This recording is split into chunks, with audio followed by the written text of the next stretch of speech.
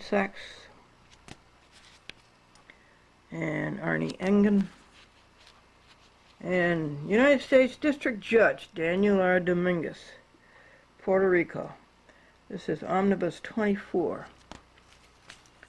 Lawsuit, Albert LeBrun, Center for Judicial Accountability, Incorporated. And that one you saw already. Now, what is this? From the Puerto Rican court. It really doesn't say, does it?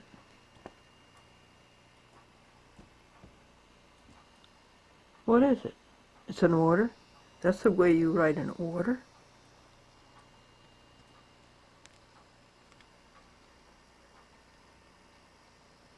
Is this great? Is this signed by a judge? No, it isn't, so I don't think it is an order.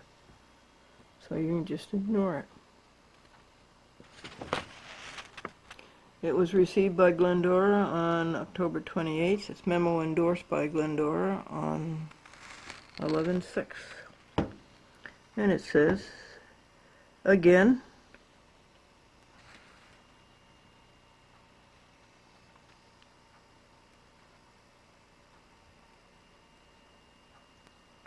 Dominguez fails to tell the truth, the whole truth, and nothing but the truth. He does exactly what the controllers of the secret societies tell him to, and that's to destroy justice in the courts.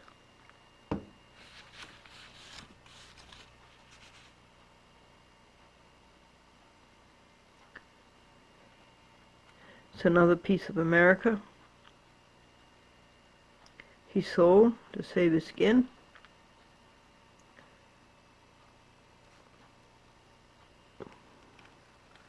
Glendora's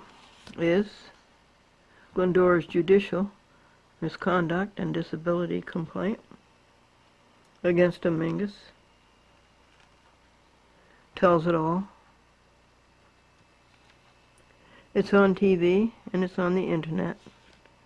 It is a record of total ineptitude, impotence, and inability, loss of power to perform. Yours in truth and in armo patria, Glendora.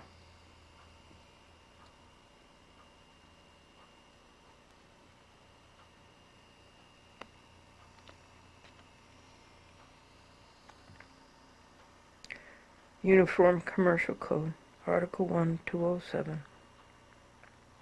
You see the date, folks? And it must be 60 degrees. Isn't that philosophic?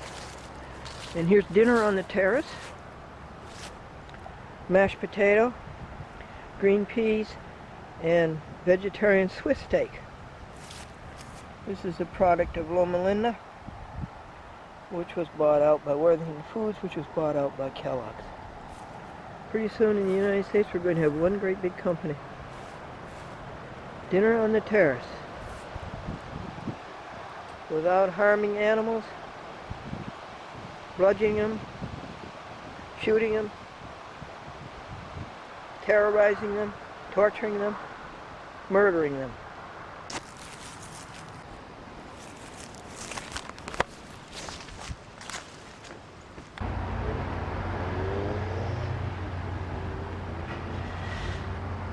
He's here somewhere, folks. Can you see him anywhere?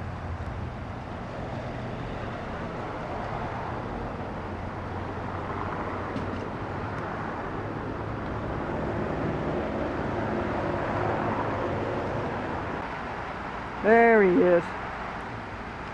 It's dusk. Get him while you can. You never know when those clouds are going to come in. Cover him up for the night.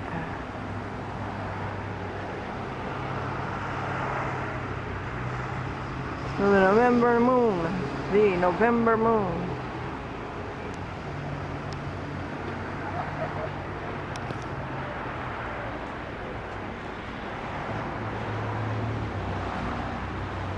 Valencia Post Office. We just mailed $90 and 9 programs to Michael Wolfley to put on the internet.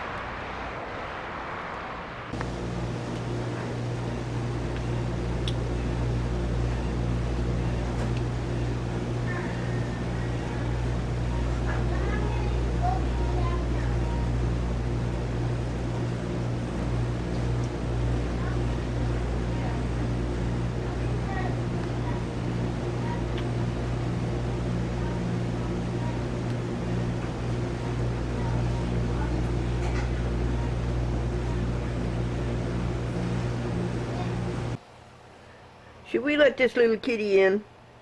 This little kitty want to come in the house. Shall we let this little kitty in? Little kitty's trying to turn the doorknob with her two little hands. Okay. It's cold out, huh, little kitty?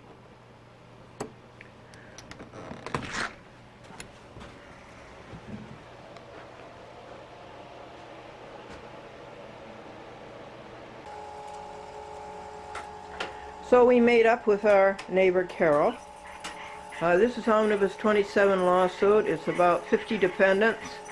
The lead defendant is Stephen G. Toman, Town Justice, Phillipstown Town Court, and it's with Glendora versus Ecock is how it started. Also, the second major legal paper is Glendora versus Ecock, the appeal of Toman's wrong order.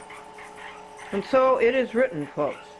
It is written, and it's about 100 pages, and it is now being printed.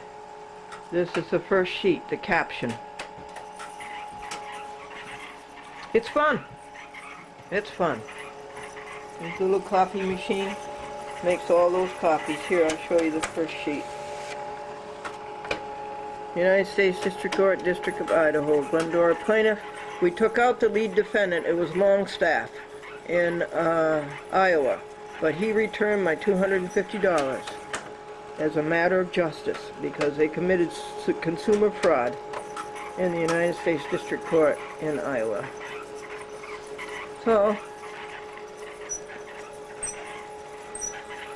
we're off to a good start. We're making 35 copies. Of course, I will read it to you upon its completion and upon its service. And we made up with our neighbor Carol. And she's going to feed.com while Glennie is away Thursday and Friday in Connecticut, being on public access in Connecticut. Okay, now we're ready for the second sheet, pages 3 and 4. That's the caption, pages 3 and 4.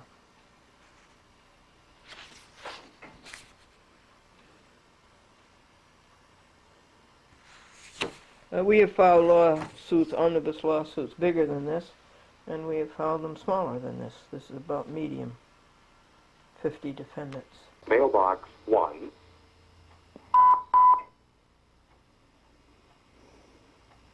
Mailbox 1. Friday, 7:53 p.m. Glendora, I work in the court system. I just have to tell you, I think you're wasting your time. Frankly, most of the stuff that you say is really based on no case law. And frankly, you're wasting a ton of your money and making yourself look like a nitwit. It's probably time to just save your cash and ease into peaceful retirement.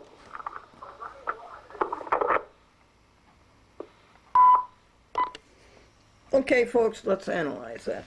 Okay? I work in the court system. That is for sure. She follows the first procedure of the court system, cover up. Did she leave her name, her address, and her telephone number? No. Okay? Next thing, case law. There's no such thing as case law. A case doesn't make law. There's no law that comes out of a case. There's only one place that law comes out of, and that's the Congress of the United States, or the state legislature. So there's no such thing as case law. And 3, she's right about wasting the money. Every bit of money you put into the courts is wasted because the courts are totally dysfunctional, totally ruined. Justice is dead. And that's the way the controllers want it. And time to save your cash? Well, there's a cause out there. There's a cause for America, there's a cause for God. And just peacefully retire, quit, lie on my back, with feet and hands in the air? No way. You're not going to get away with it. You working in the court system. What's your name? What's your telephone number? What's your address? Coward? Pray for her, folks. She can do better than that. Pray for her to get onto the right track and go out and make an honest living. An honest living.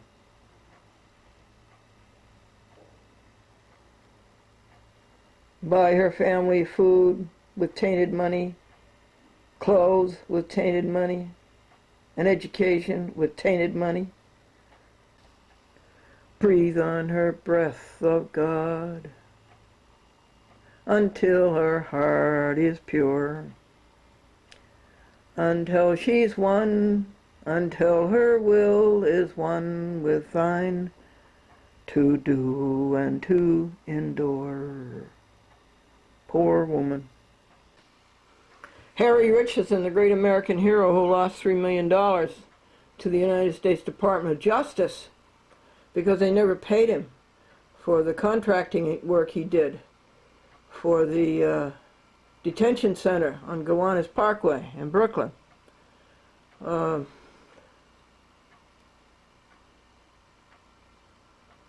lost $3 million, and he's been in court, and he still is in court, looking for justice for 13 years. He states that 15 people told him about the program, that they saw it on TV.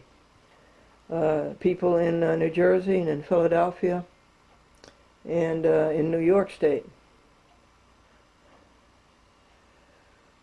And somebody spoke to me about it too. Did you see it, folks? Harry Richardson, 13 years in the courts trying to get paid for the work that he did, and the United States government wouldn't pay him. And Joan Azrak wouldn't give him justice. Well, that's no surprise. We've had experience with her, no justice court. Joan Azrak, Brooklyn magistrate, Eastern District of New York. Federal court. Isn't it too bad? Isn't it sad? Isn't it sad? Pray hard, pray hard, pray hard. So, folks, going back to that poor woman who works in the courts, I think it's time she earned her cash in an honest way.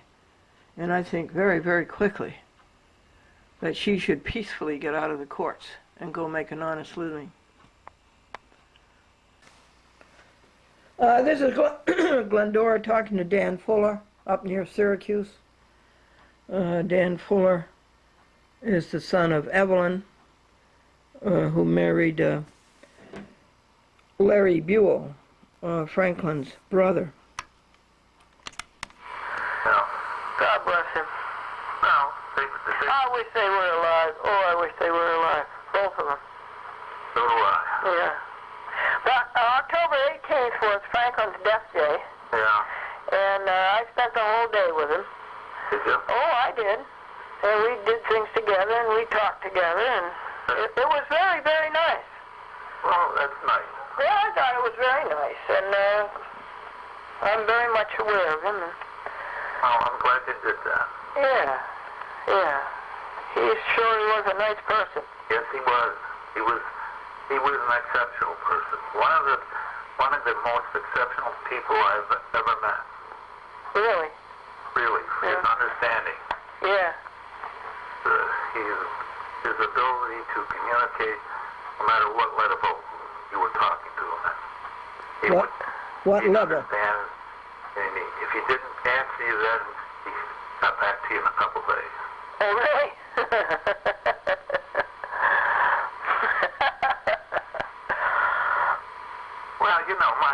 Well, my life wasn't too interesting in that time, and I appreciated everybody that would listen to me.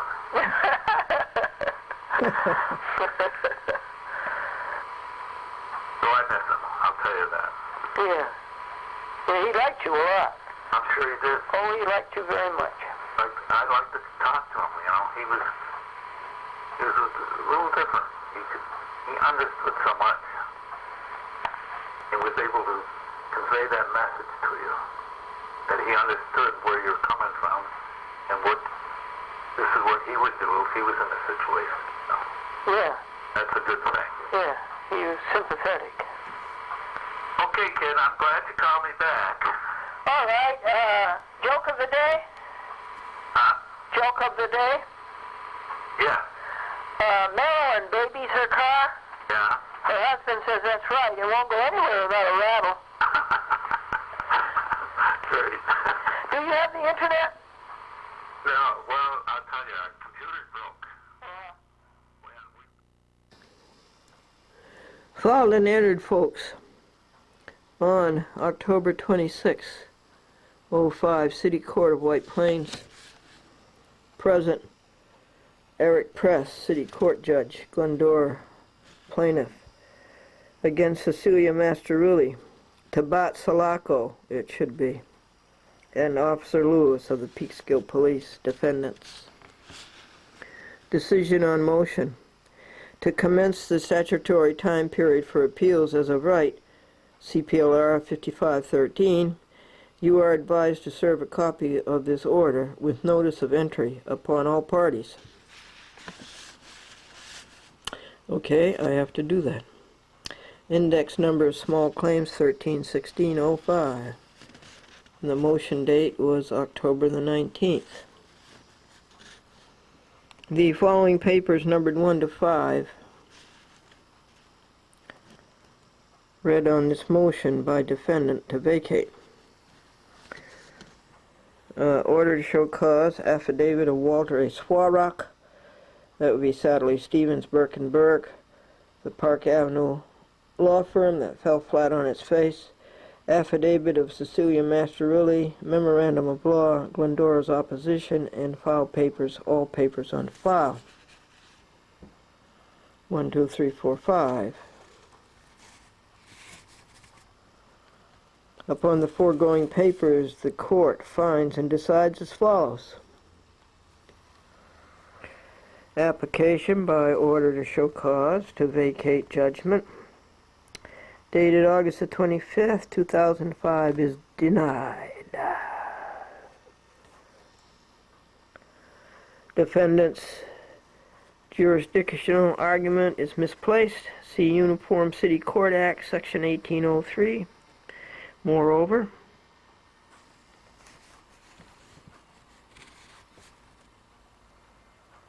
defendant's conclusory and unsubstantiated assertion that a meritorious defense exists is what, folks? Is what? Insufficient. See, 8.5 by 11 paper. See, it doesn't go the dimensions of the camera. It should be going this way, horizontally instead of vertically. It's very hard to reproduce this. Well, anyhow, let's go to page 2. This decision constitutes the order of the court,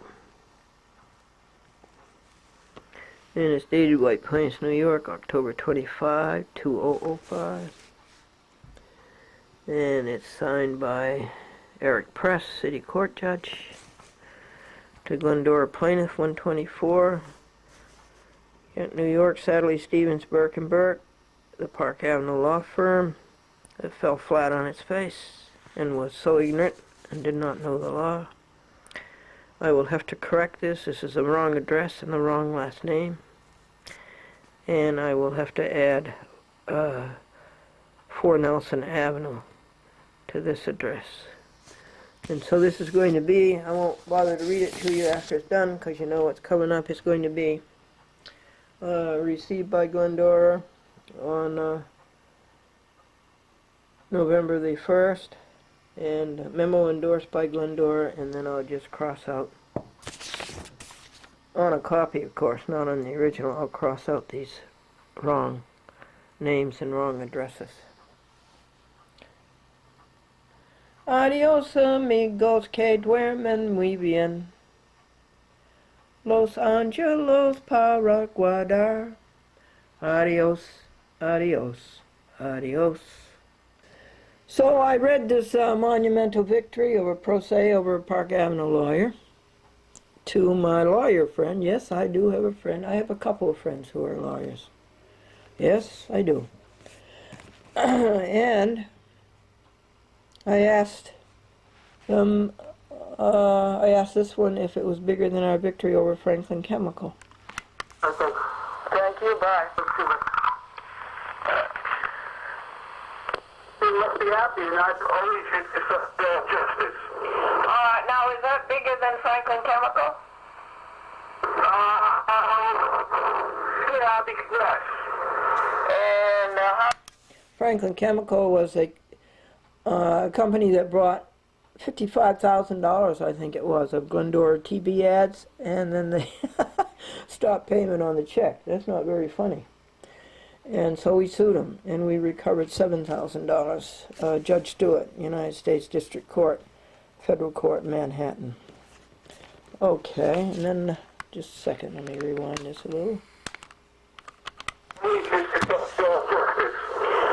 Now, is that bigger than Franklin Chemical?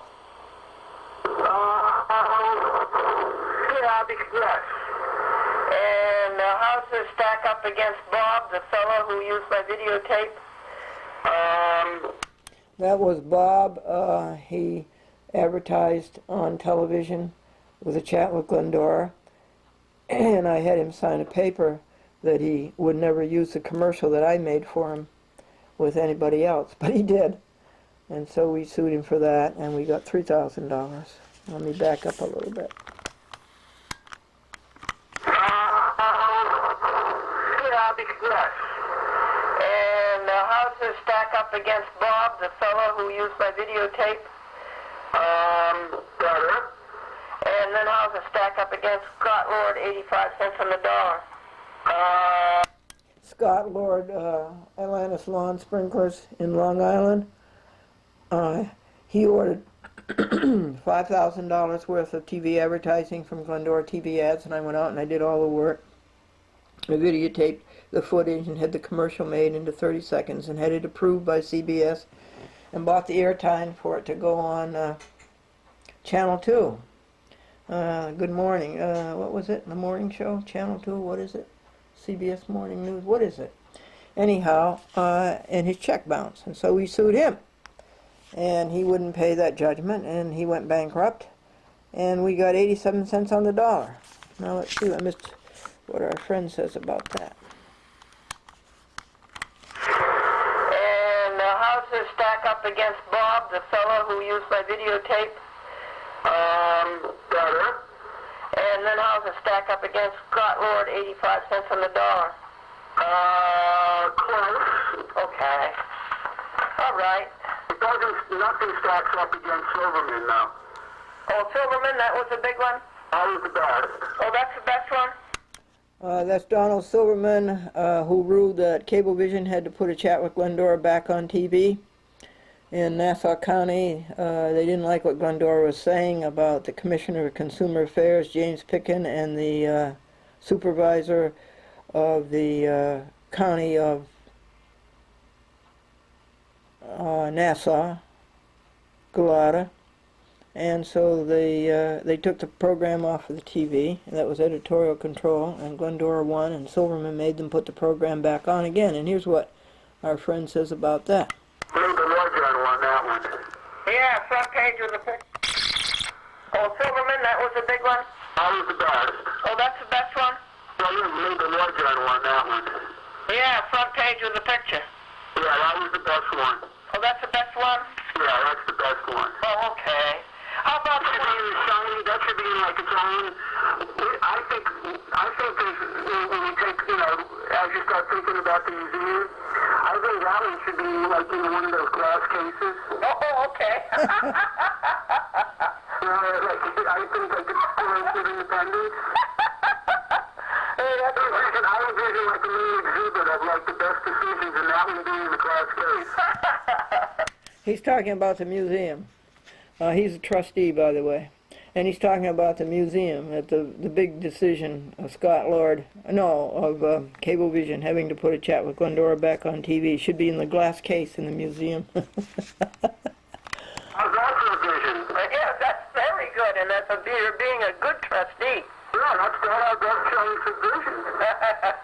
How about the 4 victories in the Columbia County Court against the landlord?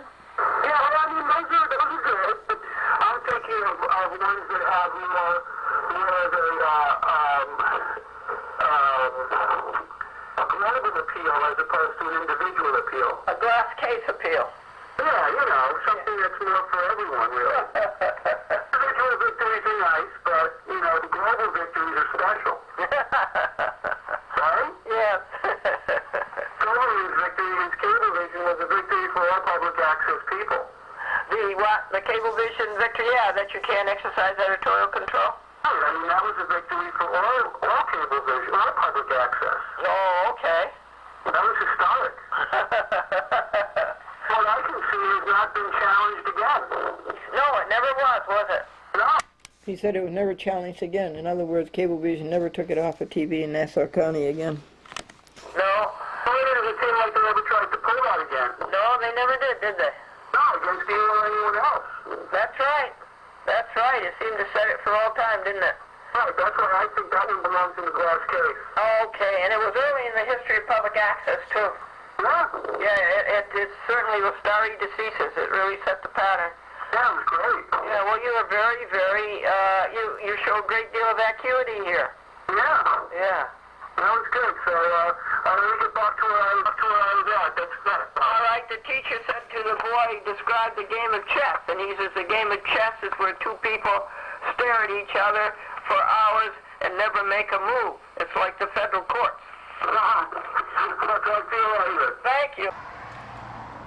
Here he is, the November moon. He will be full.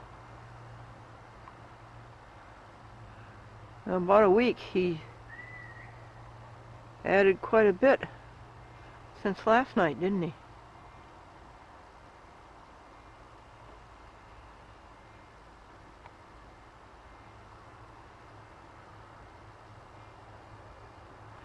The 9th clear day. Interesting weather in October. 5 beautiful days, the 1st to the 5th, 22 days of rain, 24 sunless days, and now we've had 9 sunny days. It would have been better without the aerosol in the sky coming out of the jets.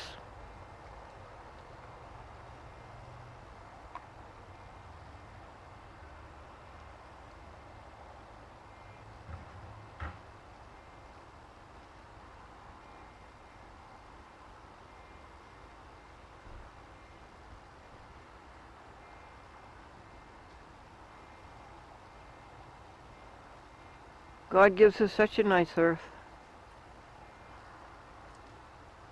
God doesn't have to do all this for us. God must be doing this for something else, because we're not worth it for somebody else.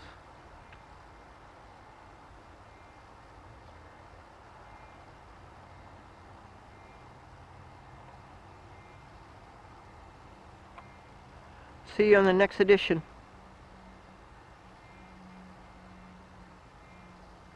Chat with Glendora. The November moon.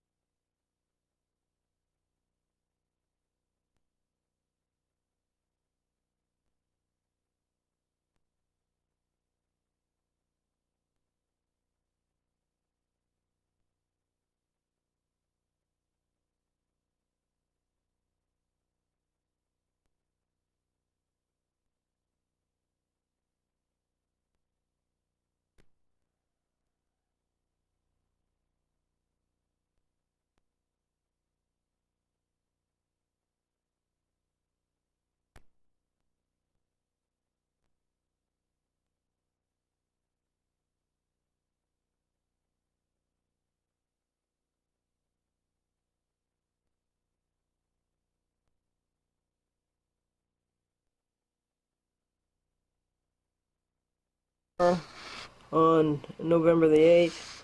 This is Glendora versus Cecilia Masterilli, Tabat Salako, and Officer Lewis of the Peekskill Police Department, the defendants.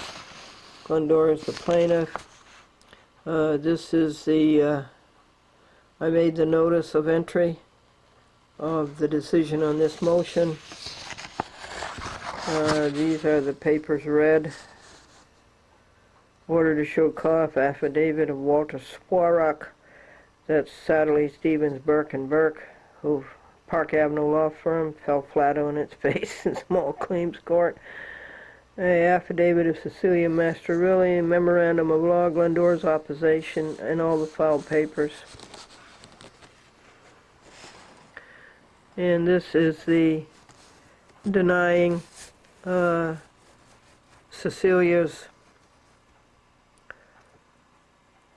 motion to vacate the judgment that I got against her for $5,020, and an application to the court, direct the clerk to make the following corrections. It's Tabat Salako, 517 Simpson Place, Peekskill, New York. And Officer Lewis and the police department is at 4 Nelson Avenue in Peekskill. This mailing was sent to 12 or 13 people, and it's ready to go.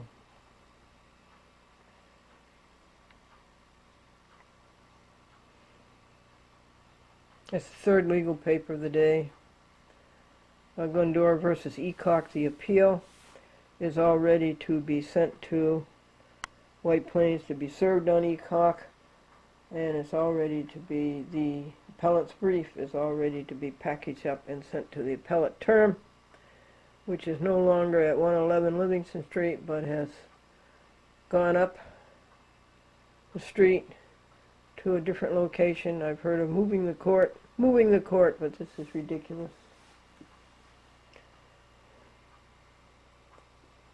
And Omnibus 27, the caption, 35 copies, has already been done, and the preliminary statement has started. Moving on to the fourth legal paper of the day, helping a man who was arrested for driving while intoxicated, and he wasn't driving. He wasn't even near his car. That would be in Red Hook, New York, Dutchess County. Folks, this is the demented United States Court of Appeals for the First Circuit. You can't say worse than the Second Circuit. You can't say worse than the Third Circuit, the Fourth, or the Seventh.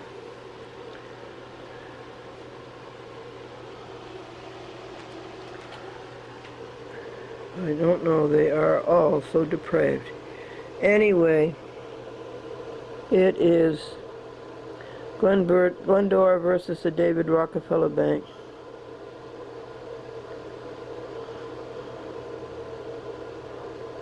David Jackson, J.P.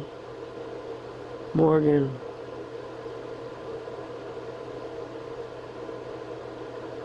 Daniel Dominguez. This must be Omnibus 26.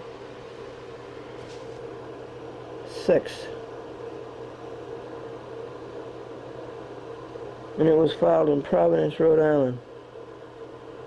And these are all Trader, United States judges, Pearsall, Battalion, Elliot Spitzer, Attorney General, State of New York, Monica Cornell, William Wilkins, the Chief Judge of the Fourth Circuit, Kellogg's, Garlis Gutierrez, Daniel Dominguez, the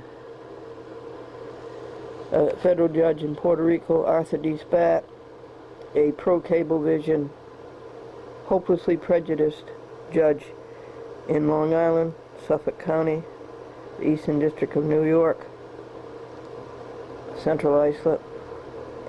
That's in Burness versus Cablevision for operating a lottery and for violating first come, first served and editorial control and other public access rights. That's what the case is about in the district court. The First Circuit in Boston is saying that Glendora filed an appeal. Well, Glendora did not file an appeal. She did not file an appeal. Now this is not an innocent error. This is deliberate error. And so I write to the circuit executive, Gary M. Wentz, at 1 Courthouse Way in Boston, 02210. I used to visit my friends at Campbell's who had that same zip code on Fayette Street in Boston. And I say to Mr. Wentz, would you please set these people straight? I did not appeal Dominguez. No way can a notice of appeal be produced. Now this is the third malfeasance.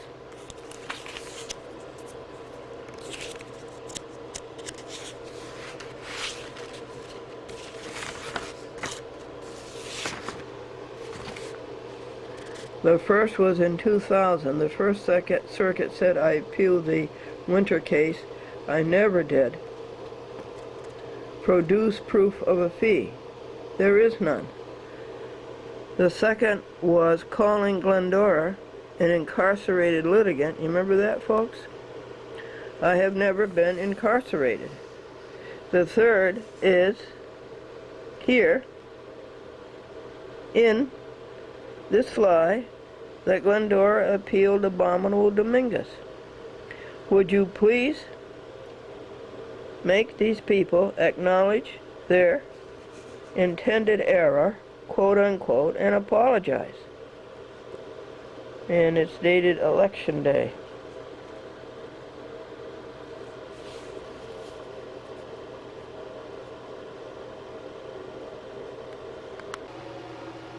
This is the morning after Election Day. Joe said he was so ugly that his parents used to hire a neighbor kid to play his part in the movies. And Pete says, I know what you mean. I was so ugly that in Halloween time, they didn't put a pumpkin in the window, they just had me stand in the window. And when I told my father I was going to run away from home, my father said, put it in writing. And when I played hide and seek, nobody would look for me. Folks, we have to videotape outdoors because we don't have enough light in our house. And we don't have enough light in our house because we just lost power. I have this very important communication for you from my physics professor, Dr. Eric Beth. We have to keep the garage door open because .com loves to run in and out.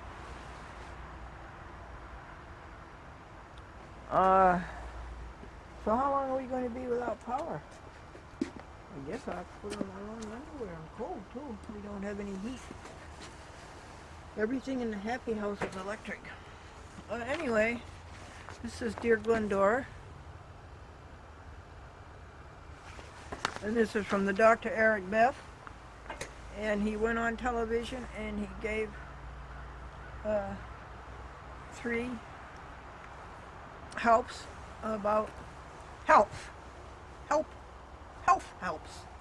He's in Buffalo at the State University of New York. Of course, he's long ago retired. Boy, it's cold. And we'll be seeing this pretty soon.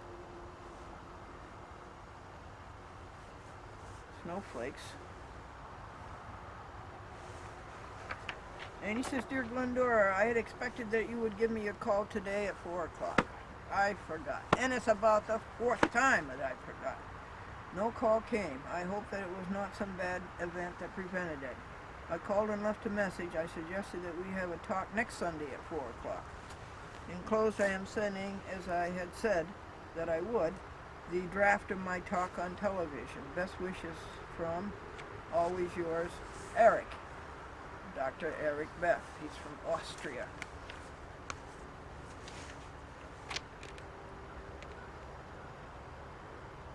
His father was a Protestant minister. His mother was Jewish. And they just got out of Austria in time, Hitler, and got to the United States. Or at least the mother and the daughter and Eric. I don't know what happened to his father. Dr. Beth says, I thank Mr. Richard Wicker for giving me the opportunity to speak. This was in television on Buffalo. 3 matters will be discussed by me. The first is how to reduce the likelihood of becoming a victim of identity theft. The second is what to do before you go to a physician's office in order to avoid catching an infective illness of a patient who was there before you. And the third is the West Nile virus. You think that's what I got in my throat? First, there are 3 ways how we are in danger of becoming victims of identity theft. One is stealing our credit cards or cards with important information like the Social Security number. Another is stealing our mail before we have picked it up. And a third is obtaining information by fraudulent telephone calls. Stealing our credit cards is very likely only when we go to hospitals. It has happened to me. Therefore, let us leave our credit cards at home when we go to a hospital, and also let us take only such cards with important information along as is absolutely necessary. Write a note for your mail delivery person asking him to ring the bell when he delivers the mail. If you have a lockable mailbox, write a note for your mail delivery person asking to use it as fully as possible. In other words, use the lock on the mailbox if you have one. Do this even if your mail deliverer does it anyway. In that case, just explain that you do it because someday a substitute may do the delivering. Brrr. Secondly, to avoid contracting a previous patient's infections at a physician's office, take along a shopping cart in order to place your personal items into it instead of using the office's clothes hangers. Line your cart with a garbage bag, even if from your cart small items such as credit cards with clips and pocket change cannot fall out, because germs that would fall on the cart will instead fall in the garbage bag that you later throw away. It's true, you know. So many people go to hospitals to get cured and they die of the infections that they get at hospitals. And now for our last item, West Nile virus. 6 items of information should be given to us by the Center for Disease Control. The Center for Disease Control should give to the news media the answers to the following questions and print them in a leaflet for which we can ask, okay, at what hours fly the mosquitoes that carry the West Nile virus? Mosquitoes that carry dengue fever fly in the daytime. Mosquitoes that carry malaria fly at night. Concerning the various parts of the country and concerning countries to which Americans frequently visit, the center should state at which times of the year the mosquitoes fly in those countries that can carry the West Nile virus. What can we do to reduce the risk of being bitten by mosquitoes that can carry the West Nile virus? Should we perhaps use citronella, which is an insect repellent? And is it true that catnip will keep these mosquitoes away? Is that true, .com, catnip? Or may cactus oil help? What should we do if we think that we may have been bitten by a possibly West Nile virus carrying mosquito? And what is the incubation period for the West Nile virus? The Center for Disease Control should make the answers public knowledge before the next West Nile virus season starts.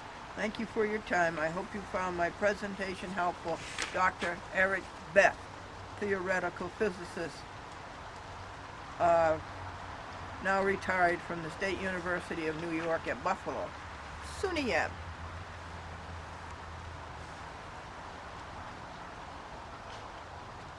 I was a graduate student there. And Mike Buick B-E-W-I-C-K, tells me that the campus, and we used to live near the campus in Amherst, contiguous to Buffalo. He says it's huge. It is huge, he says. It was big while I was there, too. The mathematics department moved out there, and so did the physics department. Okay. Stay here, folks. I'll go in and get the jokes. Marilyn says she babies her car. Her husband says, "That right? That's right. It won't go anywhere without a rattle." The professor asks the student to describe the game of chess. And the student says the game of chess is where two people sit and stare at each other for hours and don't make a move. Sounds to me like the courts. Ed said he was so ugly that his parents hired a neighbor kid to play his part in the home movies. And John says, "I know what you mean. When I was a kid, I was so ugly, my parents didn't put a pumpkin in the window at Halloween. They made me stand in the window. And when I played hide and seek with the other kids, nobody would look for me. And when I said I wanted to run away from home, my father said, put it in writing." And the nurse comes out of the maternity ward holding a darling baby in her arms, and she says to the new father, "What'd you want, a boy or a girl?" He said, "I wanted a girl." She said, "Sorry, this is a boy." He says, "Okay, that was my second choice." You heard about the religious minister? He was so religious that even his contact lenses were stained glass. Paul says that his wife has a new exercise program. It's called aerobic spending. You know that today's Christmas presents are tomorrow's garage sales. And one mother was asked, "What do you like best about Christmas?" And she says, "What I like best is seeing the kids hang their stockings on the fireplace. A year goes by before they hang up anything else." And little Charlie's going to be a great Dolan, a great business tycoon like Dolan. When he did his list for Santa Claus, he made Xerox copies to give to his aunts and uncles and grandparents. This is Glendora, a cheerful look at life. Next, all of the in-mail is answered. All the legal papers that came in one, they're being worked on. One is being worked on. And all of the correspondence is being answered. I'll have to either call. I can't call Dr. Beth. We don't have any electricity. I suppose I could get my $5 phone. I have a $5 phone that doesn't require electricity. I suppose I could call him on that. But he doesn't answer.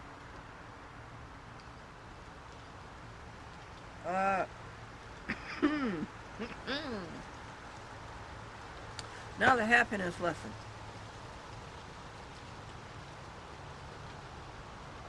I jotted down some things for you. Excuse me while I go into the happy house, where it's just as cold as it is out here. But at least it's lighter out here.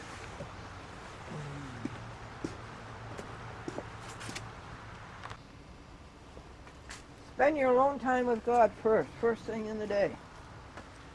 I use Our Daily Bread devotional. And it gives you a Bible passage, and this morning the Bible passage was from the 5th chapter of James, and it said, be cheerful. Well, that's right. Be cheerful. Even though you don't have any electric power, and it's cold, and it's dark, and it's damp, there's many things to be cheerful about. You can always count blessings. We can count 15 blessings right now. There's no war in this country. 2, there's the sun behind those clouds. 3, the moon is spectacular. 4, today I go to court with a man who was charged with driving while intoxicated, and the man wasn't driving. So I go and watch the judge. And I watch that man's civil rights are not violated. If the judge does violate that man's civil rights, I am going to sue the judge. Sue judges when they break the law. So, we're counting blessings. The Lord always raises us up. That's number 6. We're out for 15. Why don't you put in a few for me? If he has committed sins, he will be forgiven. That's 7. Continue your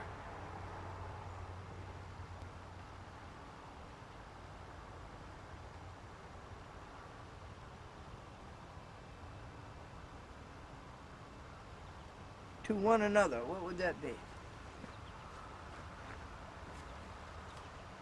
Continue your helpfulness to one another? Okay, that's number 8. Pray for one another. Oh yeah, that's 9. That's a blessing. That you may be healed. I'm going to pray for that judge. I'm going to pray for the prosecutor. I'm going to pray for the police. I'm going to pray for that court. And I'm going to pray for the man who was charged. And I'm going to pray that they be one with God. That they reach down inside of themselves and pull up all that goodness and greatness and beauty and harmony and success and appreciation and applause. I pray for all those people in that court. That's number 9. The effective, fervent prayer of a righteous person avails much. So 10, we be righteous first, okay? We be right with God first. And 11, and then the effective, fervent prayer of a righteous person avails much. Now we're up to counting blessing 11. Are you with me?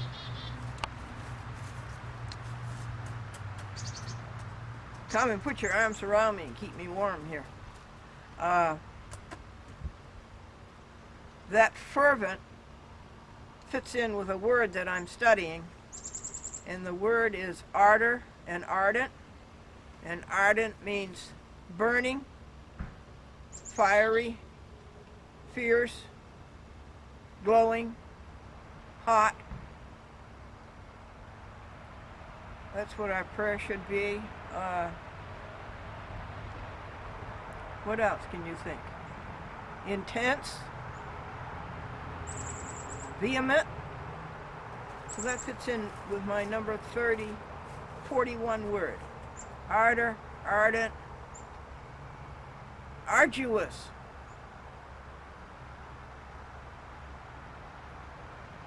arena, abstinent,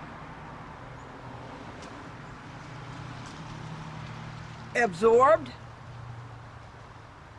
absorption,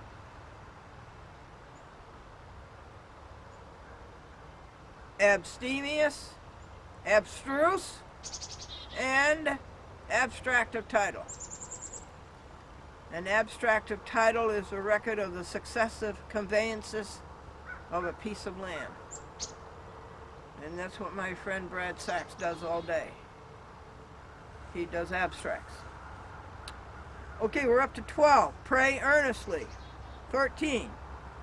The earth produces its fruit. Isn't that a marvelous thing? Where would we be without that? That's 14. And 15, I ask you, is God sovereign? 16, the heart cries. There, we counted 15 blessings. Count pure thoughts all day long, count blessings, and every 15 minutes rejoice. Oh, right here at 10:45, I rejoice that we have you and that we have public access. And then it says,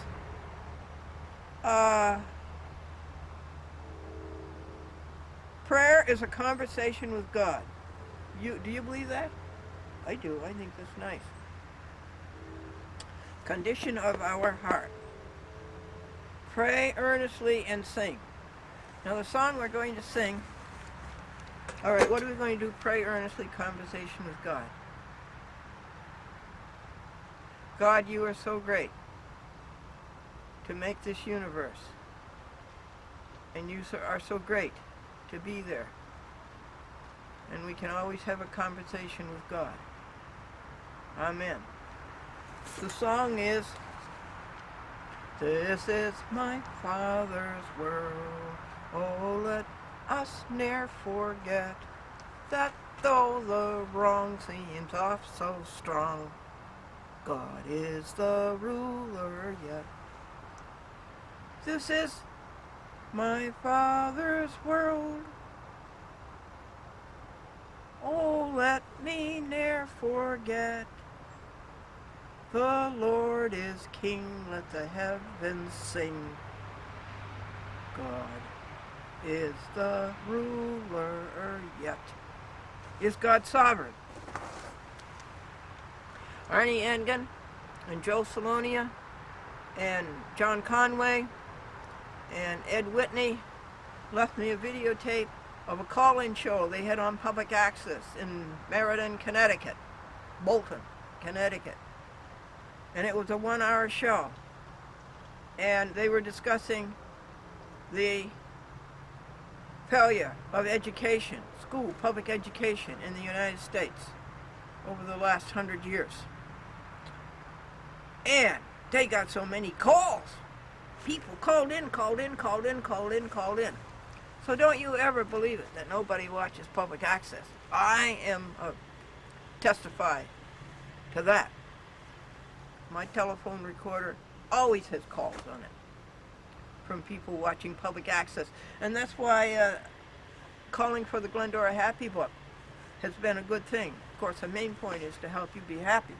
But it has shown that so many people out there watch public access. And I think it's amazing when you have 100 channels and you're fractionating the audience to 100. Remember when you used to get one channel? Or if you're lucky, you got 2 or you got 3, NBC, ABC, and CBS. And then came the independents, and then came the UHF, but that didn't amount to, well, maybe. But then came cable. And the audience was fractionated. When I was on WRGB, General Electric, Albany, Troy, and Schenectady, when we gave out the Felix the Cat code card, membership card, I remember one day we got 1,400 letters. My goodness. We had to write out the kids' names and send them out and write the envelopes and send them. My goodness. But my mother knew how to do it. She always believed in comparting. If you have a big job, break it up into smaller pieces, like she'd do 100 at a time, then go do something else. So I think it's wonderful that people ask for the Happy Book when there's so many things to watch on TV, and they stop at a chat with Glendora and they want the Happy Book.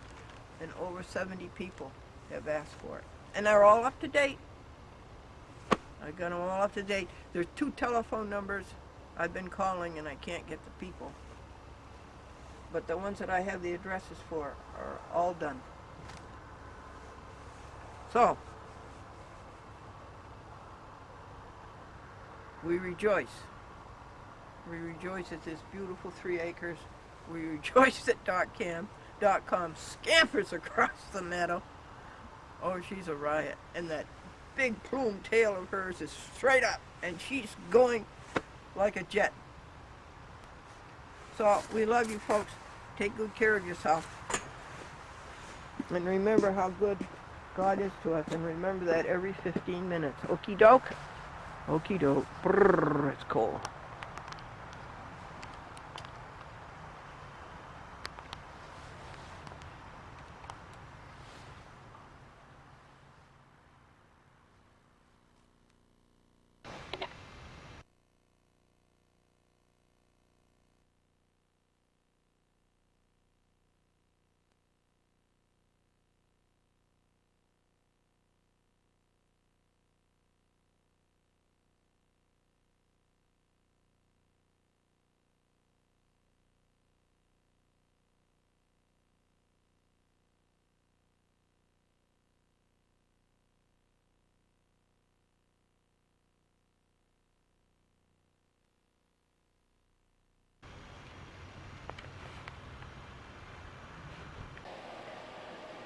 Late bulletin, I just came in. We've got electricity, we've got heat, and we got lights.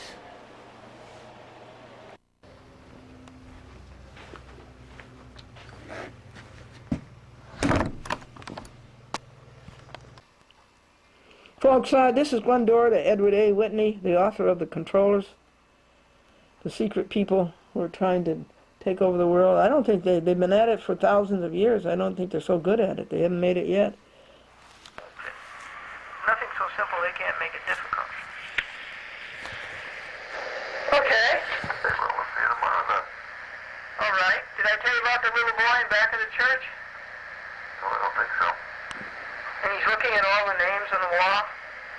And the priest went by. The little boy says, "What are these names?"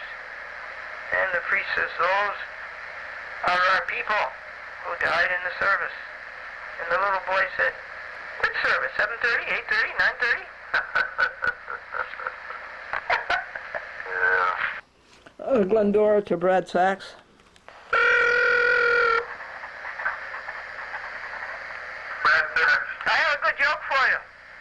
Yeah. The little boy's in back of the church and he sees all the names on the wall. Yeah. And he says, the priest goes by and the little boy says, "What are all these names?" The priest says, "Those are our people who died in the service." And the little boy says, "Which service? 7:30, 8:30, 9:30?" How are you? Oh, good, thanks. I thought I'd tell you a joke. Okay. I'll talk to you later. All righty. I'll be sending out that thing for you to date. Yeah, we'll take care of it. This time, don't forget to date it. No, we'll date it.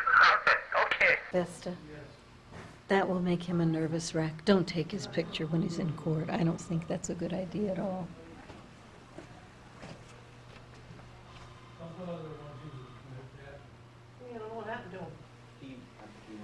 He ran it to the gas station because someone was in here. Okay.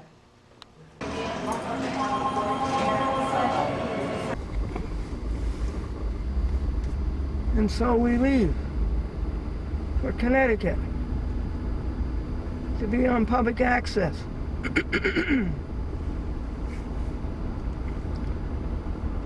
With the three heroes, Albert LeBrun, Arnie Engen, and Edward A. Whitney. We rejoice at a temperature of 44 degrees in the second week in November.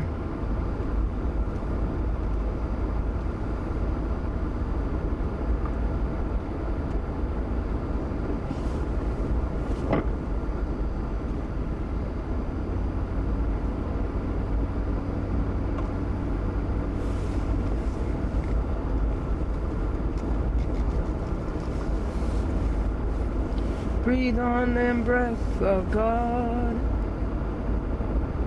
so shall they never die, but live with thee the perfect life in thy eternity. This is Goshen, folks, Goshen, Connecticut, coming into Litchfield. I was so busy doing the pure thoughts and all the praying and everything that I didn't stop and take pictures of Great Barrington for you, at Hillsdale, Clover Rock, Route 23. I should have done that. There were some beautiful pictures.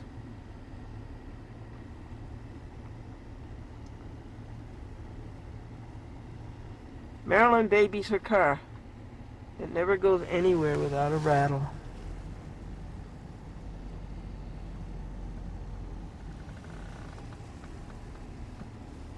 It's 9 o'clock and we're going to rejoice at this beautiful earth. Everywhere you go, it's pretty.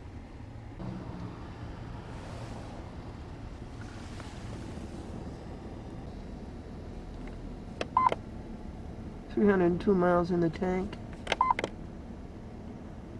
61 miles.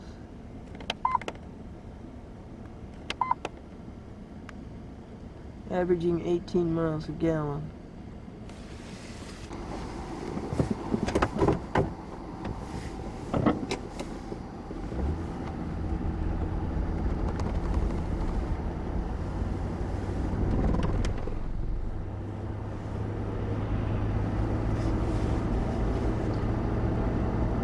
This is Route 8.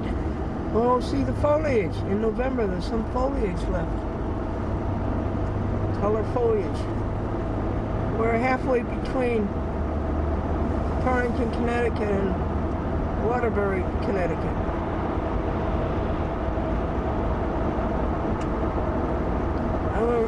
I remember when Route 8 was just a little tiny two-lane highway. Look at it now.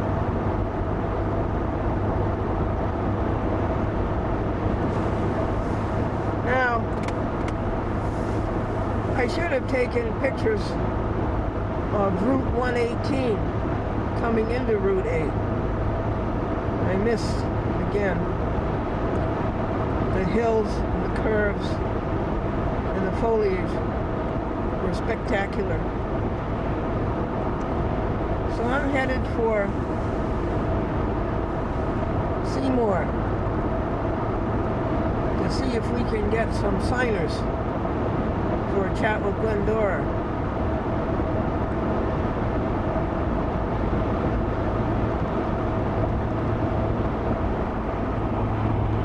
To be on the old cable TV station where I used to work. I was the whole public access operation. In 1973. It covered Seymour, Ansonia, Derby, Shelton, Naugatuck, and Beacons Falls.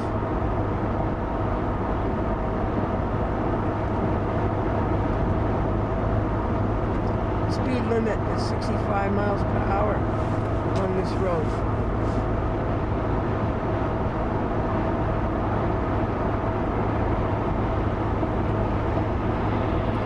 I guess this would be a good time to report to you about Mr. Brown, fictitious name, not using the real name.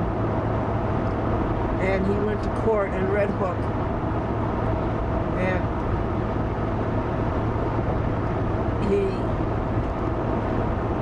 didn't handle it right. He told the judge that he had inquired about lawyers, and the lawyers wanted $3,000 just to go to Red Hook, from Kinderhook to Red Hook. It's about 30 miles. Wanted $3,000 for that. And then another $2,000 for this and this, and $4,000 for the trial. Mr. Brown, as you know, was arrested for driving while intoxicated. At the moment, he wasn't driving. So it's a false arrest. And the police could be prosecuted for that. But the judge named Griffith, Griff as in Fred, ETH,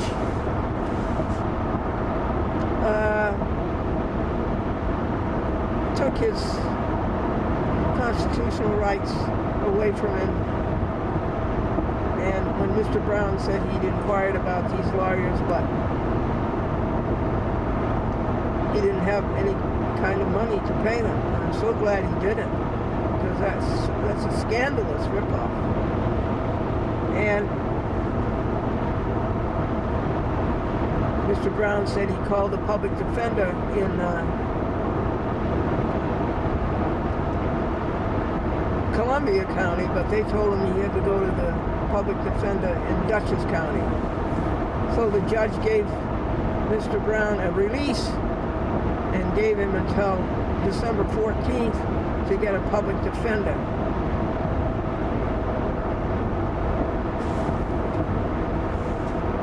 In the county seat of Dutchess County. Red Hook is in Dutchess County. The county seat is Poughkeepsie. So Mr. Brown has to go all the way from Kinderhook, where he lives, to Poughkeepsie. Now, do you see anything wrong with this? And Mr. Brown did say, could I make a motion? Route 222, that's the magic number, Route 222. So what do we rejoice about? I guess this nice road. and we've had so much fun on this trip. All right. So Mr. Brown did do one right thing. He said, may I make a motion? And guess what the judge said? Not until you have a public defender. Isn't that outrageous? To anybody in the know, that's an abominable transgression of the Constitution. Mr. Brown didn't have courage enough to say, I want to represent myself. I want to be pro se. So, he's ensnared. He was swindled. He was suckered. But Mr. Brown is very happy.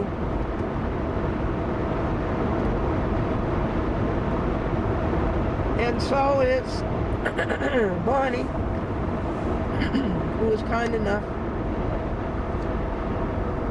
to drive it to Red Hook. Glendora could not drive him because Glendora will not drive at night.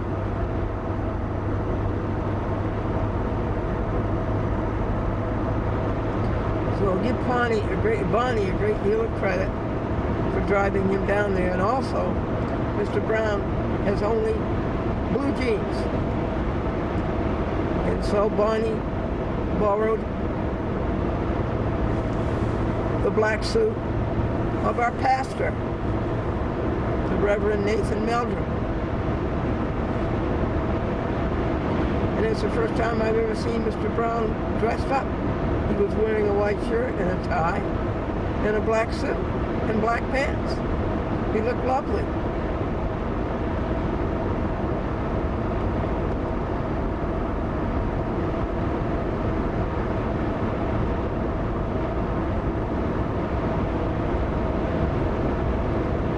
So thank you, Bonnie, and thank you, Bonnie. And I kept my intent. I went also. So it was 2 against 1, Bonnie and Mr. Brown against Glendora. But they were happy because Mr. Brown didn't go to prison. He was afraid he had to go to prison because he hadn't found a lawyer. Well, okay, where's it leaving? Let me repeat. I am unconstitutionally restricted from giving Mr. Brown legal advice because I'm not a lawyer. I would never be a lawyer. I would never sell my soul.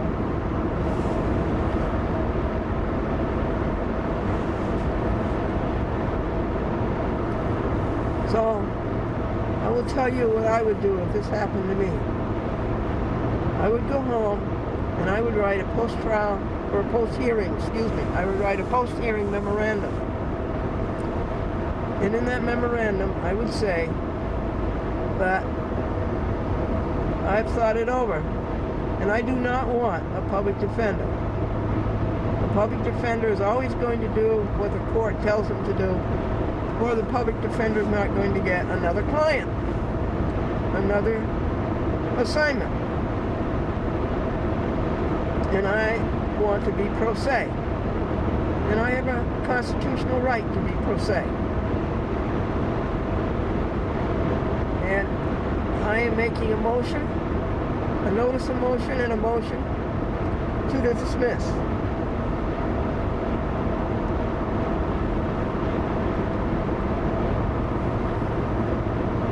And give the return date of 2 weeks. And give the location of the motion to be heard, which would be Red Hook in the village court. And I would say the grounds for the motion are: number 1, I was arrested for driving while intoxicated. I was not driving. I was not driving. It is a false arrest, and the police, and this is actionable. And the police are state actors, and my civil rights were violated. I would also say that it was not a moving violation. I was not in a car. I'm sorry, little camcorder. I'm sorry, folks. I was not in a car. I was not near my car.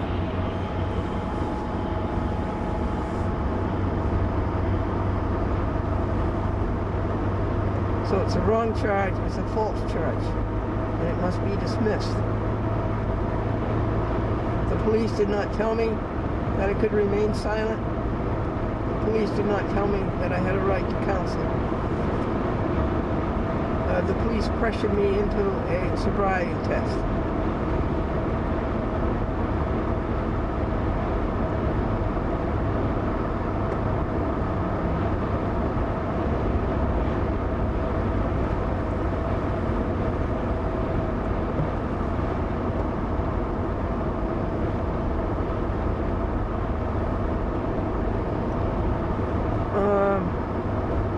This is a violation of my civil rights. The police are state actors. They do work for a government, and that applies to Title 47, Section 1983 Civil Rights, and Section 1985 Conspiracy. They conspired against me.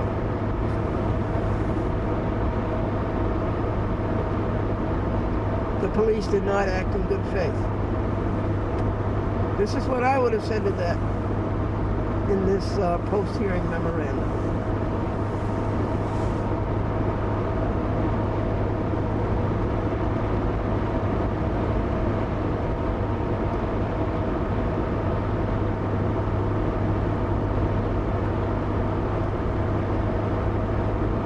And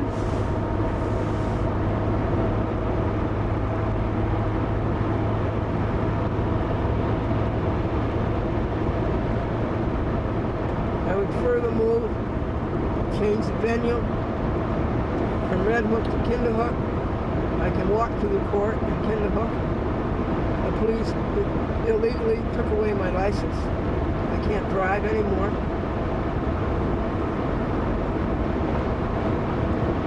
And it's a hardship for me to go to Red Hook.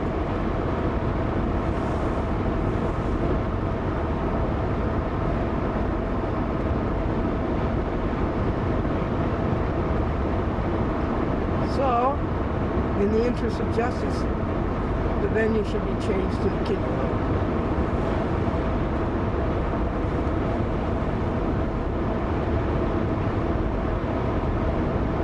This is the Waterbury City line. Stay on Route 8 and go to Seymour.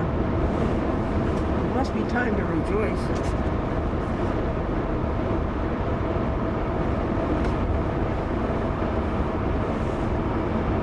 I guess it is. We're supposed to have been at 9:45 a.m.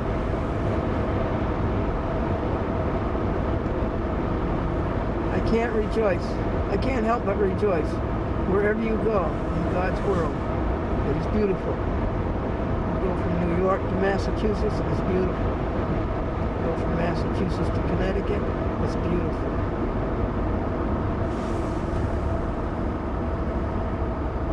We've been 90 miles, and we've been on the road 2 hours and 3/4.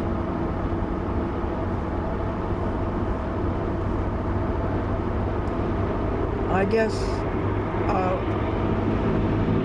say goodbye to Mr. Brown, because it's obvious that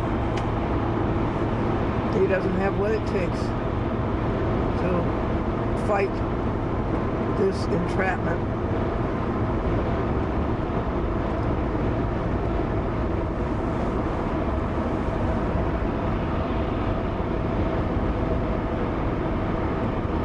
And he's just going to cave into it. Well, what do you think the public defender is going to do? Well, this is speculation. But it would seem that the public defender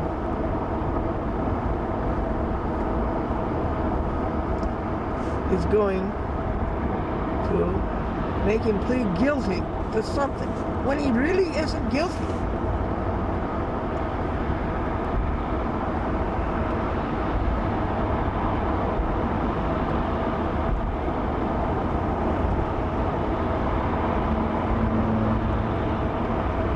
to a lesser charge. And a jail term if you can, but certainly a fine and probation. Now this is all speculation.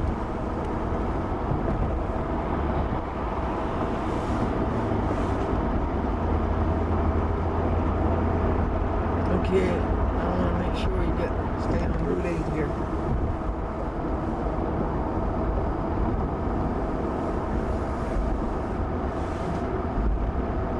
And I think that completes the story. We just crossed Route 84, folks.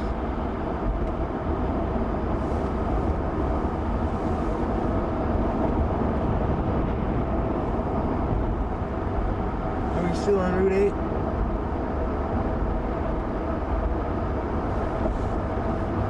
I hope so.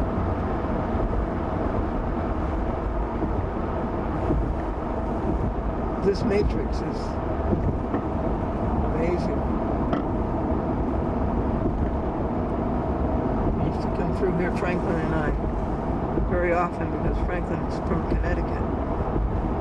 So we had many trips to Connecticut.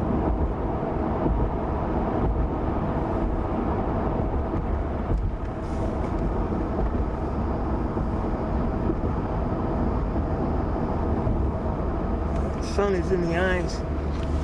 So hard to see, but I think this is Route 8. Okay.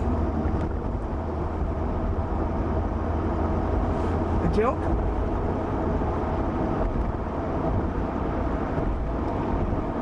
Computers are in the Bible. Eve said to Adam, do you want an apple too? To Seymour, Connecticut, to get signers. This is the Naugatuck Valley.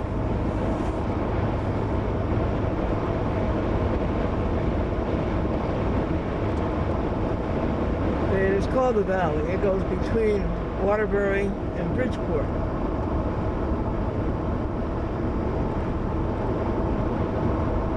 And in 1955, we hadn't any rain. No rain. Oh, I'm sorry, camera. I'm sorry, folks. We didn't have any rain for all summer, 1955. Frankly, I think it was 1954. And then it rained the end of August. And it rained and rained and rained and rained, and it wouldn't stop. And the ground was so hard that the water came down. It didn't go into the ground, so it went into the rivers, and it swelled the rivers, and swelled them, and then some, folks, way up to Main Street and washed out the sewers. Winston.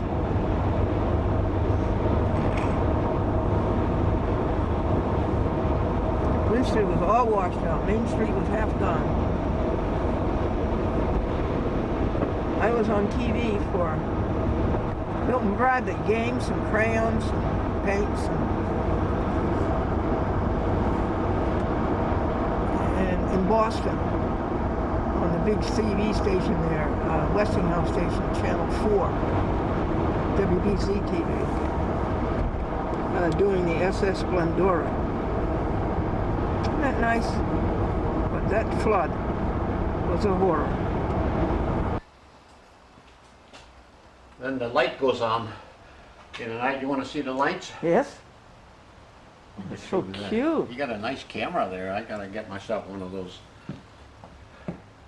And when you get it, get this one. Let me tell you, this is the one.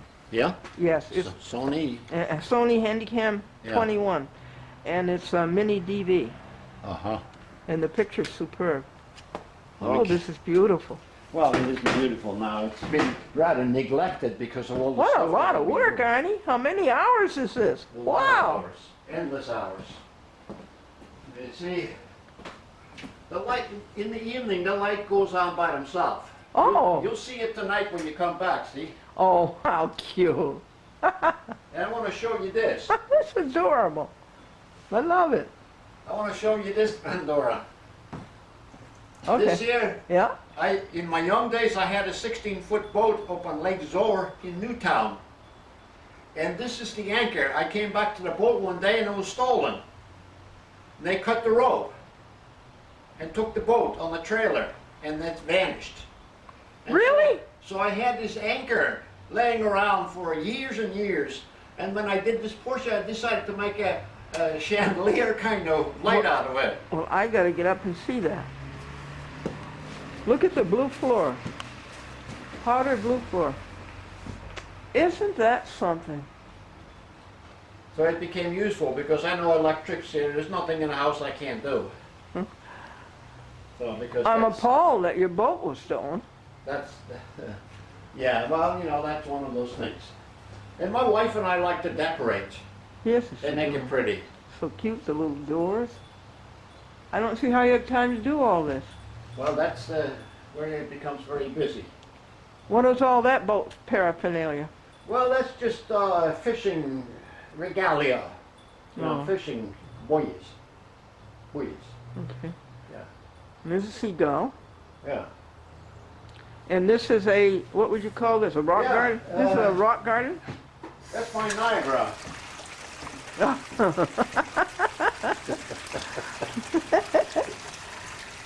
We sit out on the porch in the summertime and listen to the Sure. soothing sounds of water. You Sure, know? sure.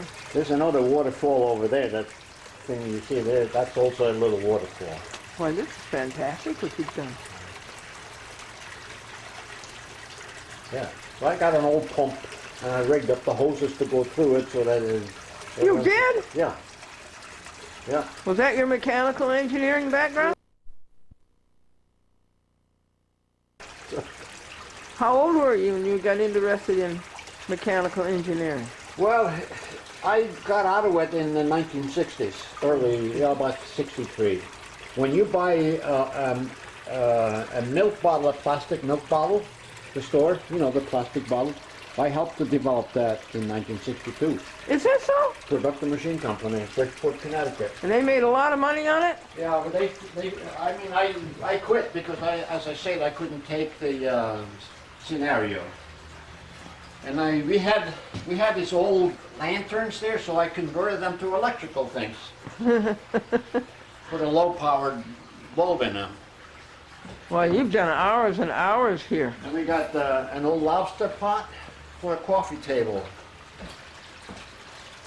Yeah. Is your Norwegian Yeah. That's it. windsock? Yeah.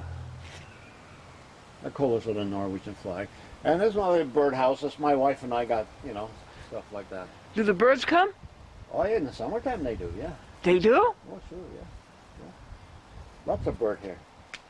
Lots of birds in the summertime. Look at the door. Yeah. Is that Norwegian to have arched doors like that? No. Oh, I see. No. I met a guy named Archie, you know, he told me. Watch your step here. So step down. Step here. down. Oh, what a nice workshop. And this is where I do my stuff in here. All my research material. Oh, this is research material. All this stuff that you see here, all here is, all these books that you see up in here, this is all about corruption in the government. All this stuff that this is my evidence. When I go on shows, I bring this evidence so that I am not the one, ladies and gentlemen, who's saying this. The evidence is saying this, Yeah, not me. yeah, yeah. And this, I have all these different sources here, so I says, can you prove all this reference is wrong? Yeah. and no one can. So that's my point of doing things in here. And so all this stuff in here, I just grab things in here. For example, here's some of on the Federal Reserve System, all direct to the point, serious documentation on the bankers. And this is just a little bit of it that I use, that I take with me on the shows. All this stuff that you see up in here, that's all bankers. The fraud of the bankers. All these things here. Rothschild? Oh yeah, and the rest of the crew. Was that fair? Yeah, they're all in here. And more information is inside the cabinets here. You know, I have my 2 old bicycles here. And you see all these things in here. It's about education, all about Freemasonry, all about education. Plenty of stuff in here. All kinds of stuff. It's so dark you Amazing. probably can't see it much in there. Oops. Maybe it fell down. Ooh. Break.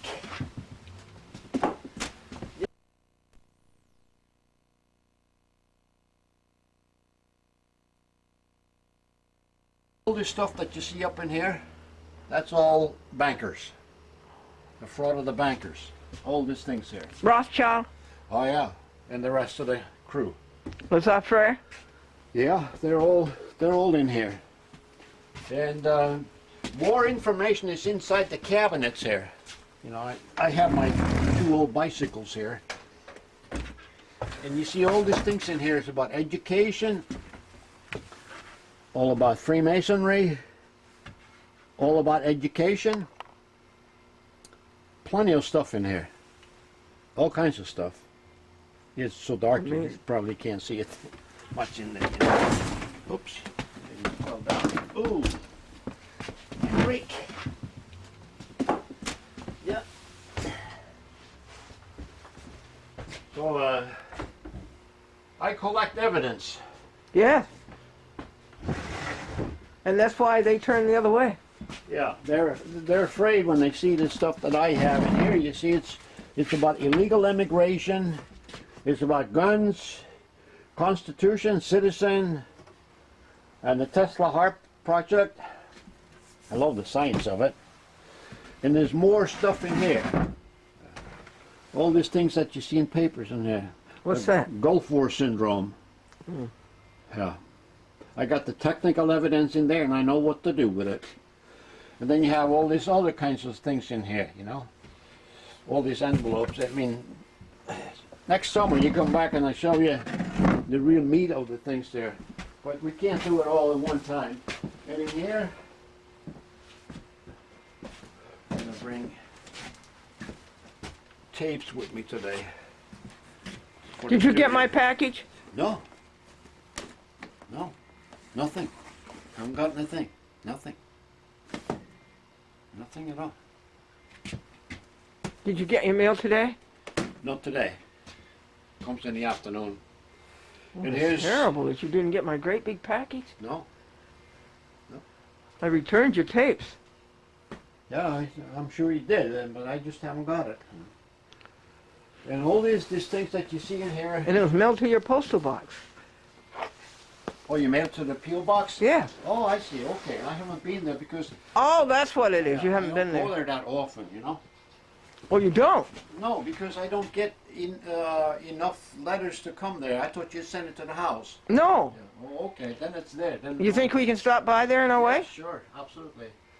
All this tongue that you see in here is about education, or the lack of it in this country. Yeah, I saw that program with Mr. Conway Yeah, and Mr. Salonia. yeah. And all this other stuff in here is about secret societies, Freemasonries, and other Oh. things. Yeah. Are the Freemasons part of the controllers? Yes. They most assuredly is. Well, who squealed on them? Well, there's other people on the inside who discovered when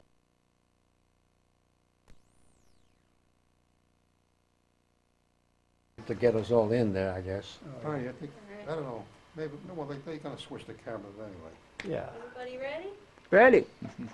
Smile, cheese. Would you like another one? Just Yeah. kidding? Yeah. All right. There we go. Smile. Oh, wait a minute, we didn't Thank have you our, so much. we don't have our FBI numbers on the Thank you very table here. I just I went out and bought a new bat. Solitary confinement. I saw the price on it, you know? Gas jets up Folks, I'd like to have you meet my chauffeur. This is Mr. Arnie Engen. Mr. Engen, where are we now? What route? 95. I mean 91. 91, Interstate 91, Uh-huh, and what municipality are we in? Now we're in Middletown, we're up in Meriden. all American. Yeah. And to my right here, I have Mr. Edward A. Whitney. How are you, Mr. Whitney? Very good, how are you today? Oh, very good. Mr. Whitney, I have told my TV viewers how much I am enjoying your book, The Controllers. And in a nutshell, tell people about what the controllers are and what they do. Well, it's just the rich and powerful that pull the strings behind the scenes and thereby control the government and big business and just about everything else of significance. And Mr. Whitney, how do they do that? Do they threaten to kill the people if they don't do what they tell them to do? Rarely. It's just because they have so much money that they spread it around liberally. They literally buy up Congress, and get their votes in order to... Well, is it bribery, Mr. Whitney? Well, just making large campaign contributions, for example. Oh, it's the campaign contributions. Sure. Oh. And why are these people so surreptitious and so clandestine and... Well, they have their own agenda. They have things that they want to accomplish, and they know that if those objectives were publicly known to a large degree, they would be arrested. Just wouldn't be allowed to do their thing. Oh, I see. So they're doing something bad. Yeah. Mr. Whitney, are we being snickered? Snookered, you mean? All right. Oh, yeah, for sure. Well, Snickers is a candy bar, huh? Yeah, Are we being snookered? you bet. All the time. It's an endless series of lies and deceptions. Really? Oh, yeah. And why are we so gullible? Well, that's a good question. Because we got a lot of very intelligent people in this country, and yet not too many really catch on to what's really going on. I think it's primarily because we are fed a constant stream of disinformation, and the people accept it as truthful. If they see it on television or in the newspaper, they tend to say, well, that must be what it is then, whereas in fact that's primarily a bunch of baloney for the most part. And it's the controllers who are feeding the disinformation? Exactly. Really? They control the major news media. They do. Then what we hear on the TV is not the truth, the whole truth, and nothing but the truth? Exactly. Oh. Mr. Whitney, what can we do about this? Well, there's alternative sources of information. I myself subscribe to about 12 or so different magazines and newspapers that are not part of the system, and that's where I get what I call the Really? real We have factual some truth then? Oh, there's lots of them. Many of them. There's Can you name us hundreds 5 of them? Well, let's start with American Free Press. It's a newspaper that comes out of Washington, D.C., and they are just filled with articles that are stuff you don't read about in the mainstream news media. Oh. And name us some others?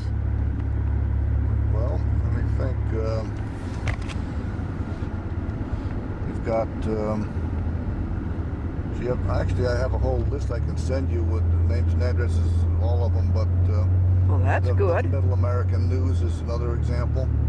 Well, that's very good. The New American magazine, which is put out by the John Birch Society.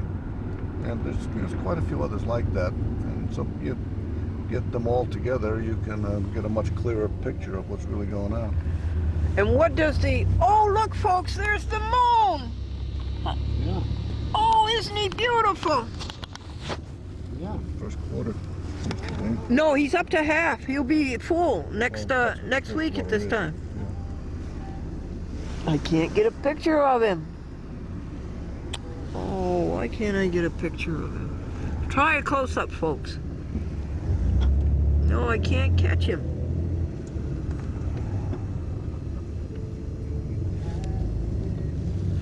Well, you got us off to a good start on a list of those magazines. Now, what does the John Birch Society say about the controllers? Well, they write about them all the time. They call them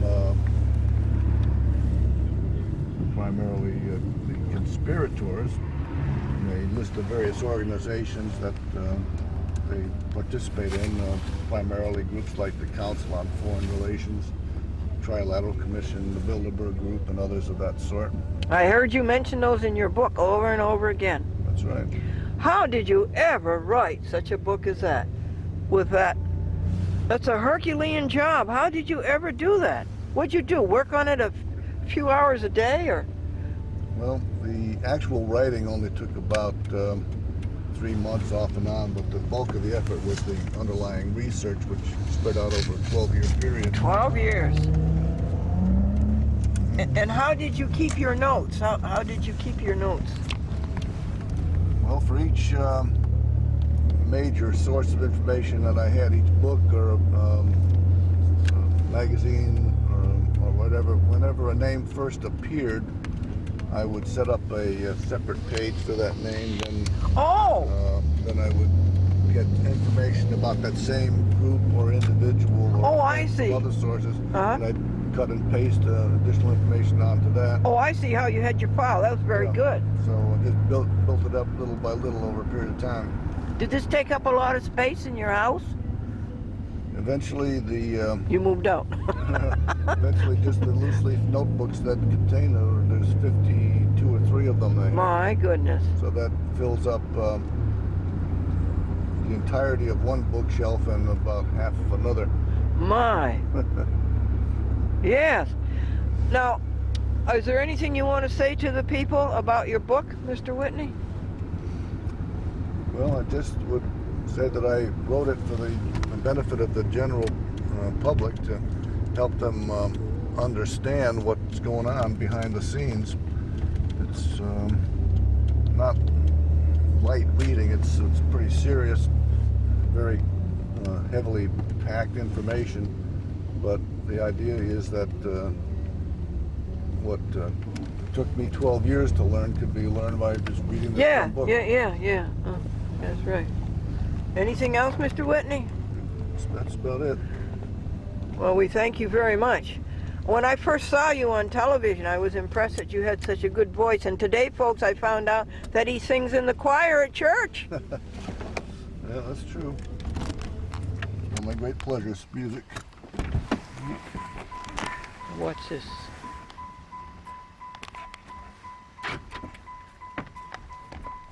What's this?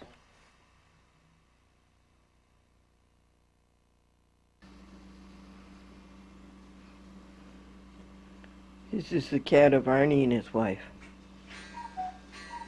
And this is the cuckoo clock.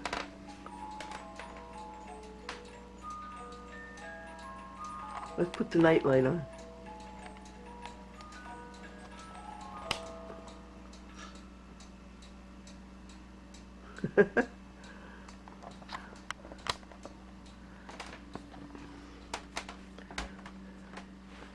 So do you rejoice? Do you rejoice because it's another day and you were rescued as a little baby kitten? You and your brother, and you came in the basement window of the hospital, and Arnie's wife brought you home. And look at this luxury home that you have. Do you rejoice about that?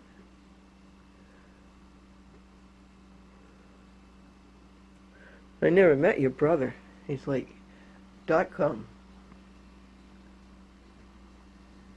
I just have to show you this bathroom that Arnie and his wife made.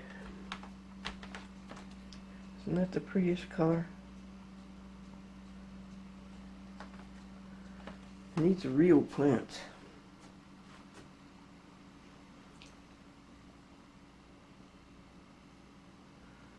Look at the beautiful work they do.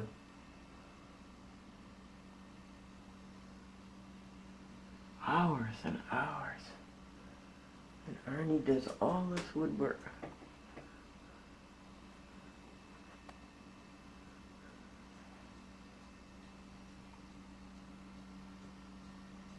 The detail.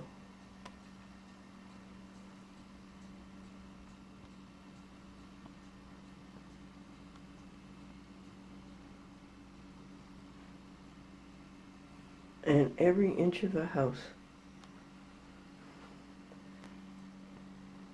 is this beautifully done and polished.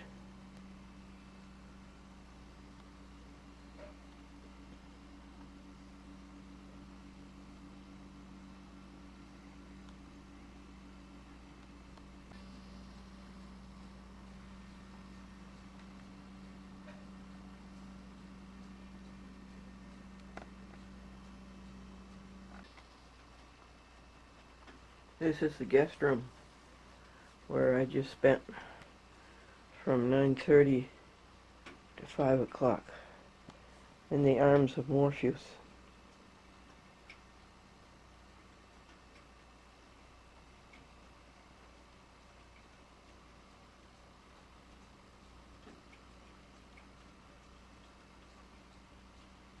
Things there.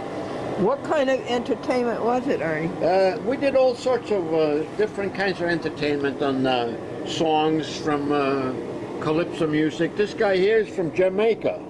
This guy here.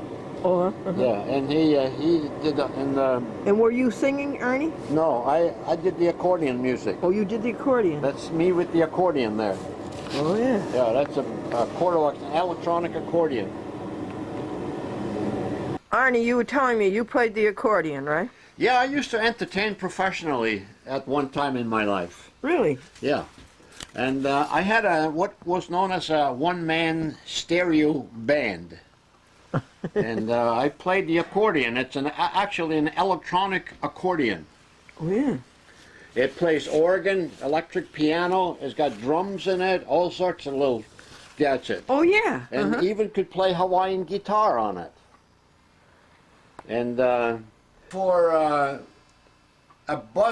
school bus and a driver, we paid about $75 for the night for the bus and the driver in those days, gas included. This is in the 1970s here. And we'd go around to Veterans Hospital, convalescent homes, crippled children's hospitals, and retirement homes and things like that, and entertain for the patients or the old folks who lived there. And we enjoyed doing this, and I did this for over 10 years. Really? Yeah, and we went around about once a month. We'd load up the bus with our entertainers that you see on that little brochure that I have here. And went around, and we had a good time, all of us. Yes. And, well, I think that's a wonderful thing you did. And you gave it up because? Well, time constraints finally, did me in. Yeah. And I wasn't able to keep up with it. So I gave it up. Yeah. That you're looking at, really old. These are the old amplifiers. Yeah. And it's been sitting out here for months. And it plays drums and all kinds of stuff. Oh, isn't that terrific? You can see here, the bongos and the clouds and strings and stuff like that. Isn't that terrific? Yeah, and here you have all kinds of other rhythms, in here that you can set up, And plus an accordion. Yeah, and the accordion plugs So you into were a one-man band. Yeah, it plugs into these cables here. See, this plugs into the accordion on the side here. See this thing here.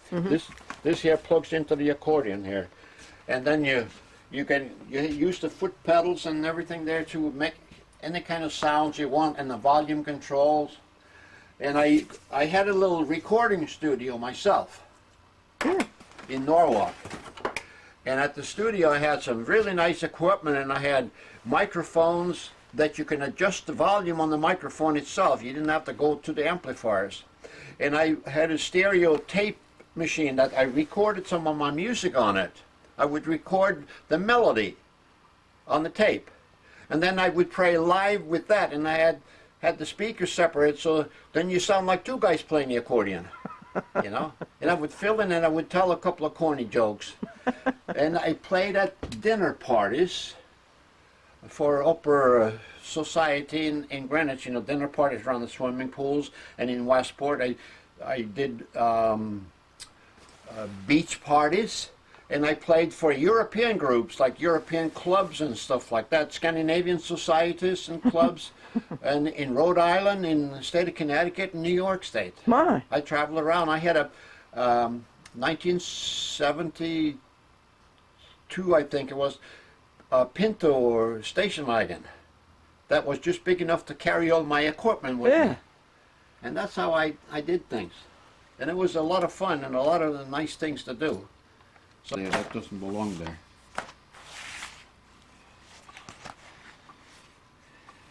And this is, yeah. In this things here, Glendora, See his invention, prototypes, and marketing. This is what I did here. This is back in the 1980s, about 89 or so, I believe it is. And they were the Pearl River, New York, you know, and their telephone number. I don't know if they're still there or not. Looking forward to hearing from you up on this kind of stuff, review of the company information, and it goes on and on and on with various different things. And here's another one, CTC Associates, Record of Invention. See? And you see it in here, you know. And Are they a reliable company? See? yeah, they were. But I never had time to go and develop these things. I just had it recorded so that I have my stuff on file here. And some of the things that I made drawing. I designed. Guess what it was? What? It was a nightlight. Oh my goodness. Okay, Arnie, we're ready. It was the nightlight. All right. You want to start all over again? Or? Oh, no. No, okay, you don't have to do that. Very good. In my early days, I worked on inventing a few things. And one of the things that I was working on was, how do I make a sailboat go faster without increasing its sail area or increasing the speed of the wind? So I worked on that, and I got to talking to the America Cup Racer guys without really telling them what I was doing. And they were extremely interested when they heard that I could increase the speed by maybe 25 or 30% over that which the yacht designers could do. The best yacht designers in the world couldn't come up with what I did here in terms of getting the speed, because they were going on the conventional basis and I didn't. I came up with something that was very unusual in the sense that this is very primitive drawings here. This boat has a double hull. This is very primitive drawings here. A double hull that you see in here. The standard yacht hull is there, but you add another hull to the outside of it. And when you add another hull to the outside, you perforate that hull with 16-inch diameter holes in it. 1/16 of an inch diameter holes in it. On the front part of the boat, and then the water line. And you use air to push air out through those holes, which breaks up the water. And that lessens the pressure. The resistance, yeah. Yeah. And that is, of course, in the world, aerodynamics in the air, but hydrodynamics, same thing in the water. Same principle. Well, did you get that patent? Did you get a patent for that? No, I never went into where I could get the time to do it. But it's a mood problem now anyway. Why, somebody else has done it? Yeah, it's been done on it here now. Official, signed, January 13, 1989. And my signature on it, October 26, 1988, when I first worked on this thing. And when I got into this kind of stuff here, you see a record of invention and so on. Eh? And loss of all lives. Oh. But what they were doing down in there were experimenting with a new kind of torpedo, using this principle that I just described to you in the sailboat principle, with the double hull and the holes in the perforated outer hull. And so the Russians have come up with the very same idea to make a torpedo. Normally, torpedoes in World War II, Glendora, would have a speed of approximately 50 knots. That was it. This Russian torpedo could go as fast as 250, even 300 knots underwater, using a perforated hull on the outside of it that would break up the resistance of the water, so it could have that much more speed. And you couldn't get out of its way because of its extreme speed. However, the Russian didn't use compressed air, as in my case on the sailboat. They used a gas system that would last long enough for the distance the torpedo had to travel from the submarine to where it would hit a ship or something. And this is the thing that you're looking at in here. And this is not for me here. Western navies have no weapon as fast as the nuclear-tipped squall torpedo. Squall in Russian means a squall, like a rain squall. That's what it means. And this is something here that you see in here, on that thing here. And it goes underwater at an incredible speed of 230 miles an hour. I don't like it. I know, but this is the world of things that we live in. And here's the thing here about the submarine, see? Where they were working on this kind of stuff in here. This is in Norwegian, by the way, here, you know? It's good. Arnie, what are we looking at here with all of those push pins? Well, you see, I'm an important guy. I have a lot of push, and I pin them down. I had to do that. This is a map of the world here. Norway is up there where a yellow pin is there. That's where I come from, right there.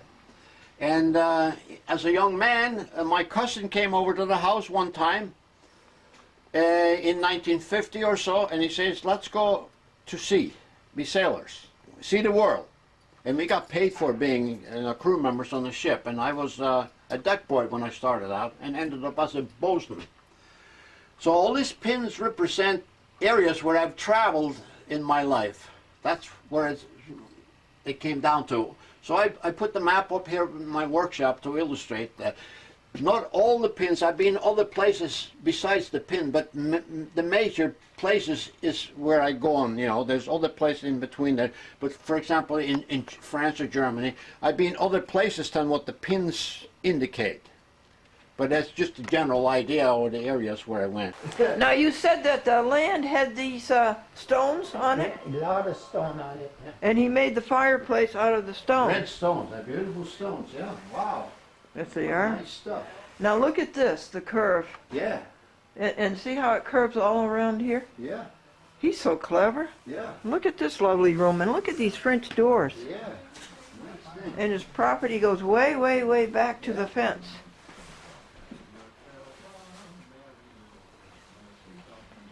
I had a look at my pickup there, and this was all signed. Look at what I did. It Oh, you was pick all up truck there, yeah. And I, Oh, that's a sign you have. yeah, Oh, yeah, I all didn't see signed. that.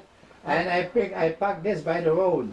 Yeah. And I'm telling you, the lawyers do not like it too much. You No, understand? yeah. The lawyers say, and even the Hartford Courant. The Hartford Courant says it used to be a nice street. And LeBron, with all his sign there, is destroying the street. I says to Hartford Courant, I says, are you looking on one side of the street? I says, why the hell don't you look on the other side? Yeah, Right? yeah, exactly, yeah. Sure thing, yeah. I win this picture around here, you know, when we go by here, that's Jefferson doing a prayer, I suppose, by Oh, well, that's Washington. yeah. Washington. I think, is it Jefferson or Washington? I think it's Jefferson. I'm not too sure which one of the two. Find my glasses here. That one there I bought in Paris. Oh. That's Notre Dame. Notre Dame. Valley Forge. Oh. Oh.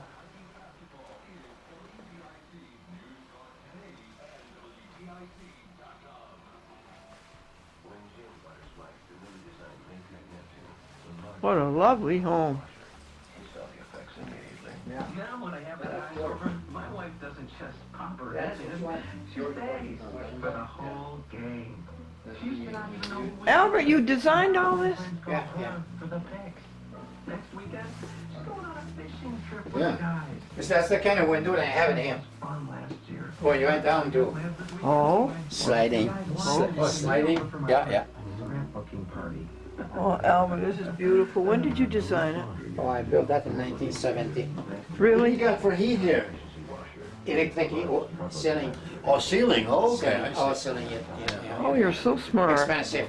Yeah, sure, yeah. Expensive to put I in think or I put it expensive? in the floor. See the circular driveway, folks, and the way he has the trees in the front of the house. He is a great designer. This is Albert Lebrun. And we are in South Windsor.